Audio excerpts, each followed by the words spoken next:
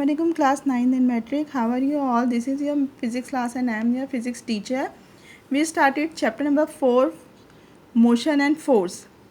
Today we discuss third law of motion. What is third law of motion? To every action there is always an equal and opposite reaction. हर अमल का रद्द अमल होता है लेकिन direction change होती है. According to Newton second law of motion, action positive है, reaction negative है. Negative क्यों लिखा हमने? इसलिए कि डायरेक्शन चेंज हो रही है. नेगेटिव का मतलब ये नहीं है कि जी कुछ अलग काम हो गया है, बल्कि क्या है कि उसकी डायरेक्शन चेंज हो गई है. The negative sign indicates that the two forces are parallel but in the opposite direction. Forces तो सेम है, पैरेलल है, सिर्फ डायरेक्शन अलग अलग है. If we consider one of the interacting object as A and the other is B, then according to the third law of motion के मुताबिक हमारे पास ये क्या बनता है? F force A multiply by B, यानी A B हमारे पास object थे माइनस F, सिर्फ डायरेक्शन चेंज हुई है, बाकी फोर्स सेम है.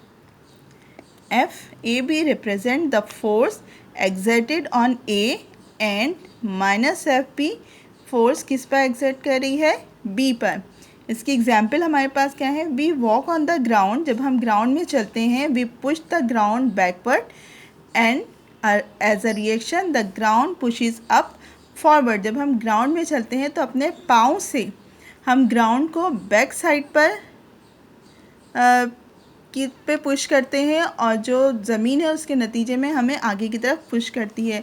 Due to this reason we are able to move on the ground, और जिसके नतीजे में हम ज़मीन पर चल पाते हैं.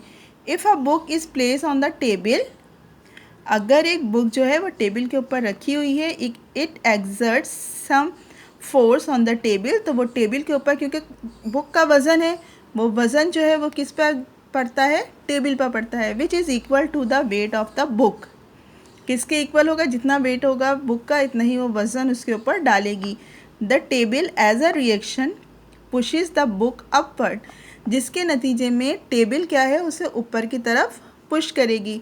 This is the reason that the book is stationary on the table and it does not fall down, जिसकी वजह से क्या होता है कि बुक अपनी जगह चेंज नहीं करती है और एक ही जगह पर स्टेशनरी यानी स्टिल कंडीशन में रहती है. आई होप कि तीनों लॉज आपको समझ आ गए होंगे. इंशाल्लाह नेक्स्ट क्लास में इसी चैप्टर को कंटिन्यू करेंगे. अल्लाह हाफिज़.